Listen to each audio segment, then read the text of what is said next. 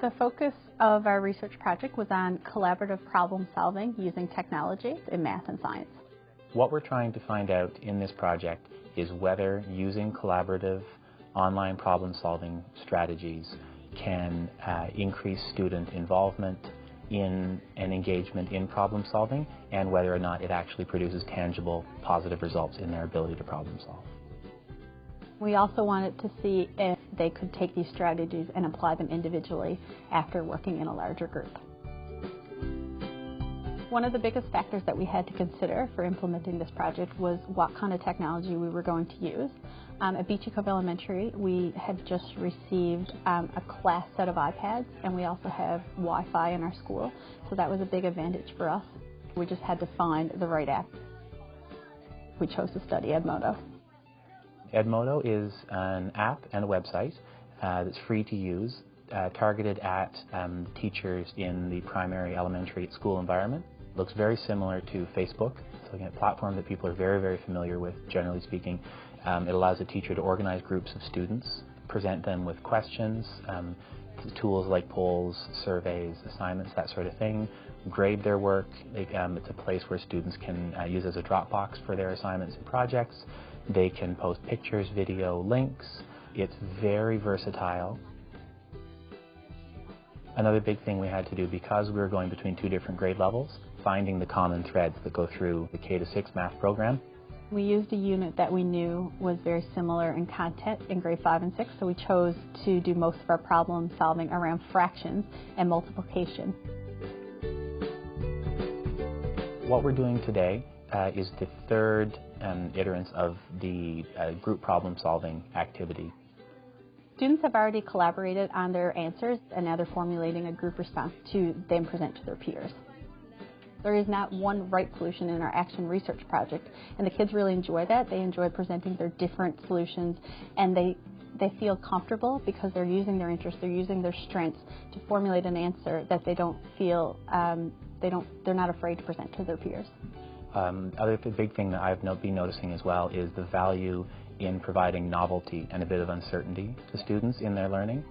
If you look around the classroom, students feel so much more involved and valued when every single little thing they do is providing a tangible value to a small group or a large group and that kind of thing. It's amazing how quickly that builds into a much more confident. Yeah, and they're relating real life problems to math, which they really accept those challenges, and that's something really great to see as a teacher in problem solving.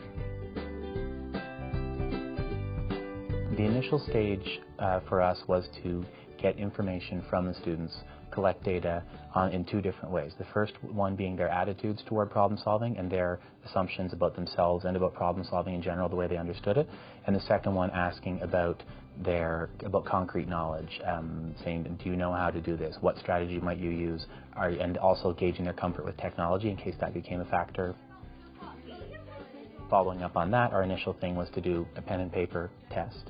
One single question that we thought was about their level, and assessed their initial baseline.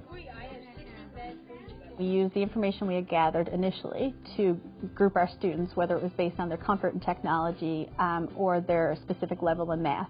And we gave them problems that would be just above their difficulty level that they would need to work together and solve. We modeled our own expectations, but then also asked them what strategies they would like to use, and we recorded that via technology and just with our own notes. For the numerator or the denominator? Wait, say that, wait. In terms of our data collection, a lot of it was centered in Edmodo. The reason being it's very versatile in terms of what data you can link to it, embed in it. It has infinite amount of storage that you'd never come close to that ceiling. It also archives very efficiently, orders things chronologically, separates them into subsets, it's searchable. So basically anything we've done or the students have done, we've just asked them, please put it on Edmodo. In addition to having the students collaborate on Edmodo, the teachers have been able to collaborate on Edmodo as well, so we can do informal and formal assessments and actually upload them in a private group just for the teachers so that we can assess and evaluate our next steps in the process. So a lot of the other traditional forms of observation and pictures that teachers might take can now be going on Edmodo. So Edmodo is kind of encompassing all our normal teacher observation and assessment notes into one convenient space. We know we've answered our research questions through our observational notes and as well as all the data collection that we've done on Edmodo. It's also the experiences of our children. Like, they've told us again and again what a positive experience they're having. And the fact that they can work together and they're comfortable answering the questions, that shows us that the children were successful in collaborative problem solving using technology like Edmodo to come up and formulate their responses.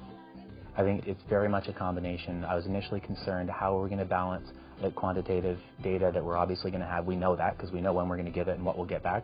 But the qualitatively, what's it going to look like?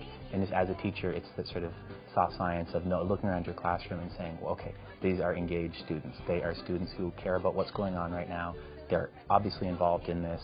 They're vocalizing that. They're showing it. They're mixing a social environment with work, which is always very nice to see. It's a really exciting process for us and as well for the students because like we said, it's just so exciting to have the kids come in every day ready to accept a challenge and ready to learn from each other. The students who I thought didn't like math or had some negative connotations with math have actually come out of this project learning to love problem solving and working together. And they've actually said things to me like, oh, Madame, I've become a better problem solving. Oh, I like this kind of math. Through the process of action research, I've definitely become more reflective about my teaching practices. So actually every day, now that I have this process I'm going through where I'm going through tangible products, connecting it directly to things I've done, has really made me think much more frequently and much more actively about, okay, what am I doing? Why did I do that? Is that worth doing? Yeah. Especially because with the format of a collaborative problem solving where you're pushing the students and encouraging the students to constantly ask questions. Why is this like this? Give this person feedback. It's provoke them to ask more questions. Well, so it's definitely, I'm learning a huge amount about good practice in terms of asking questions that are worthy of my students' time.